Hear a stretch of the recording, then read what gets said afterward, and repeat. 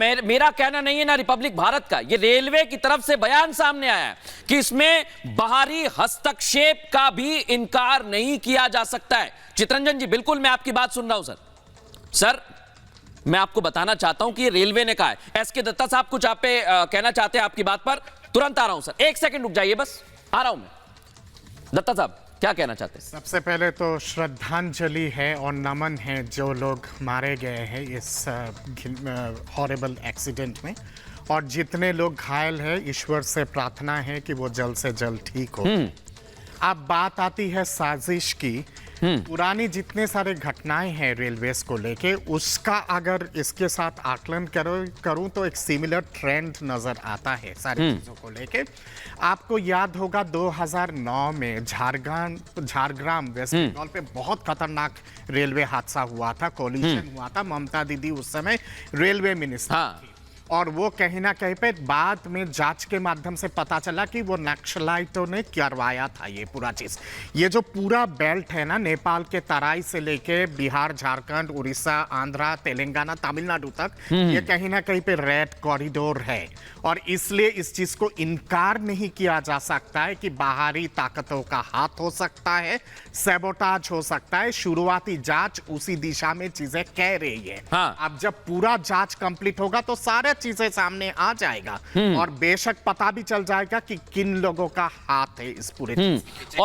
और दत्ता साहब, आपने एक बहुत महत्वपूर्ण बात कही है। मैं पुरोहित जी आपको भी चर्चा में ले आता हूं, क्योंकि ममता बनर्जी ने हादसे के बाद भी कहा कि ये घटना सीधी नहीं है।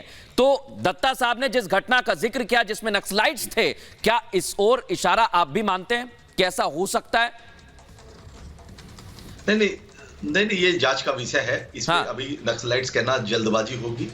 देखिए, जो ये जो भी चीज हुई है, ये दो ही कारण से, या तो मानवीय कोई गलती होती है उससे होता है, या टेक्निकली कोई प्रॉब्लम है सिग्नल।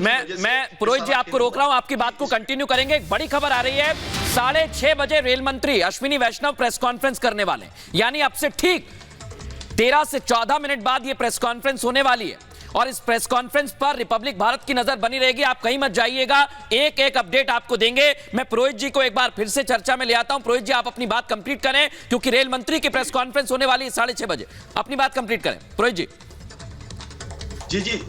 जी, बहुत अच्छा लगेगा अगर रेल मंत्री इस प्रेस कॉन्फ्रेंस में अपने पर पूरे इस दुर्घटना की जिम्मेदारी अपने ऊपर ले।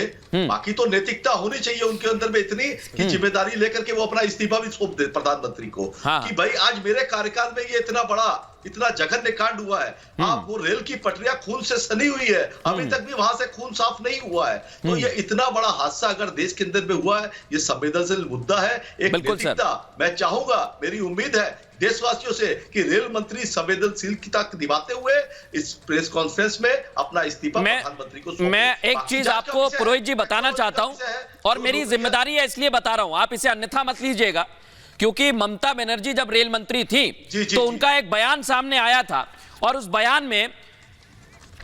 बयान में उन्होंने सीधे तौर पर यह कहा था कि गलतियां हो जाती हैं, मानवीय भूल हो जाती है। इस पर हम चर्चा करेंगे, लेकिन अब मैं आपको बताने वाला हूं, जो तमाम दर्शक और मेहमान इस समय जुड़े हुए हैं उनका रुख करेंगे।